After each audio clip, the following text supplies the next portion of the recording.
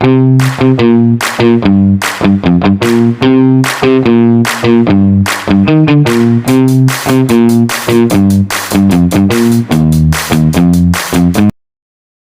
guys, Boris nga pala, good evening. Starter Path to Moto Vlogs, mga ka-starter. Nandito ulit ako, going back, para bigyan kayo ng update. So, so far,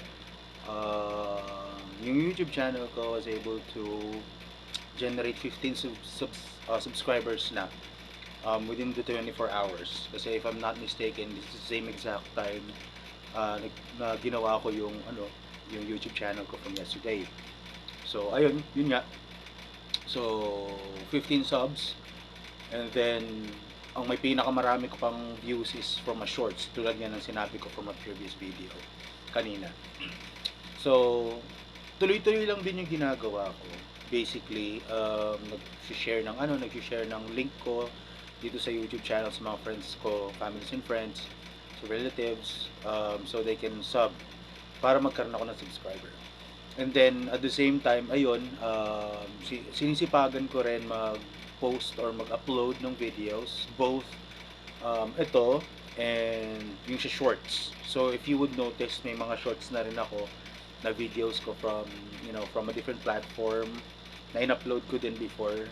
So, I guess that was two shorts na ginawa ko. So, nothing related to my content, but this is just for the shorts. Okay? Kasi yung content ko naman mangyayari yan dito sa mismong sa mismong video na mga i-upload ko. Okay, so hindi sa shorts. Kung may shorts man ako, most likely than not, it could be me, other people, yung partner ko, ganyan. Pero hindi ko kayang i-reach yung goal. Kasi 'di ba, if I'm not mistaken, yung goal for the shorts is 10 million watch hours in 90 days. So, I'm not pretty sure kung kaya kong i-materialize 'yon. Pero yun, ang ginagawa ko na lang is just to simply post or upload videos. Um, Regardless if it's gonna be a content video or a shorts. And then para naman dun sa mga viewers, I'm really sure na hindi naman lahat ng viewers ko here na makakapanood ng video ko are starters. So, malamang yung iba sa inyo, may mga madadami ng subs or subscribers.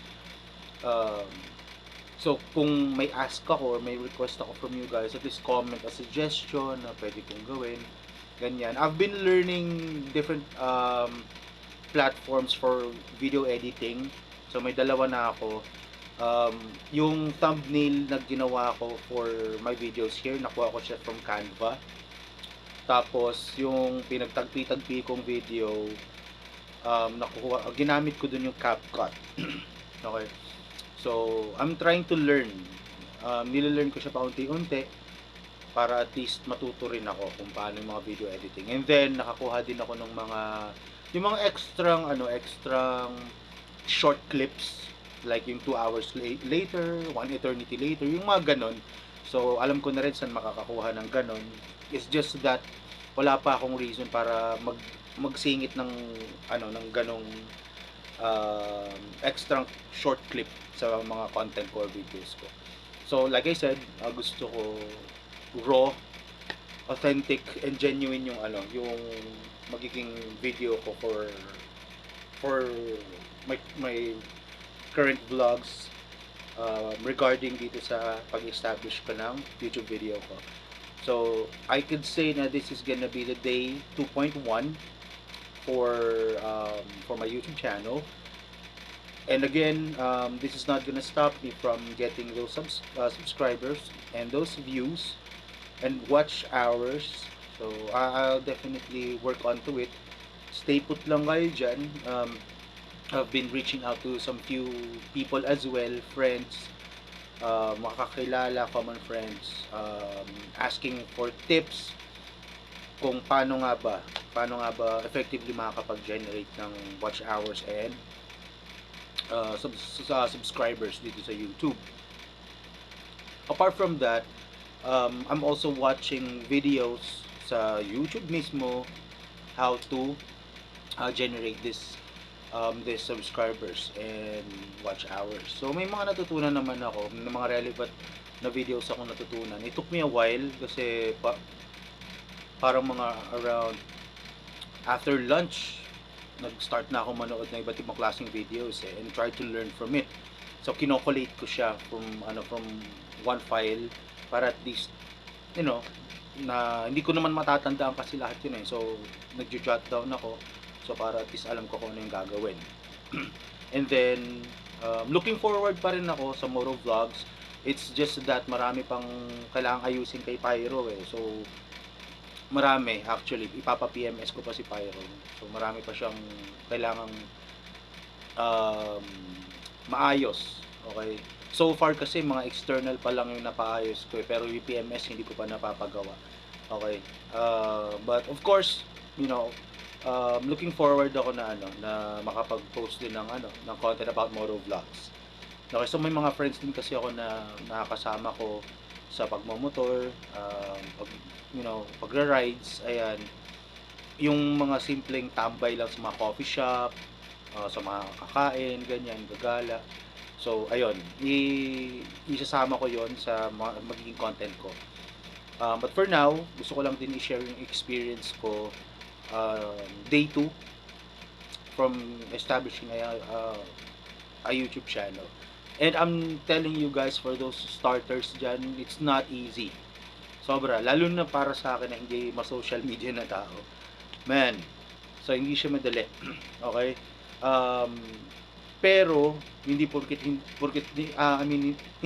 sinabi ko na hindi siya madali is I'll stop there. No. Of course. It gives me more reason to continue and to go on. Kasi I would like to challenge myself eh. Kung kaya ko ba. One tip na pinanghahawakan ko ngayon and what I've learned is and I believe na sabi ko rin to sa previous natsambahan ko sa previous video ko na mag-upload ng videos regardless if may viewers or wala. Okay, so yung significance doon was kasi siya collaborative or nako-collate siya na naiipon pala.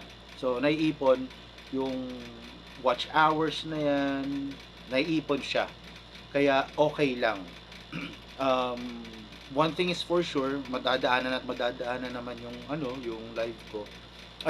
Yung yung content ko, yung video ko ng mga viewers. Okay, and thank you kung tatapusin naman yung video na yun. Ang lang naman ito, ang gusto ko lang din i-share dito is yung experience ko. So sa ngayon, ito, I'm still working on to my subscribers. Still, yun pa rin.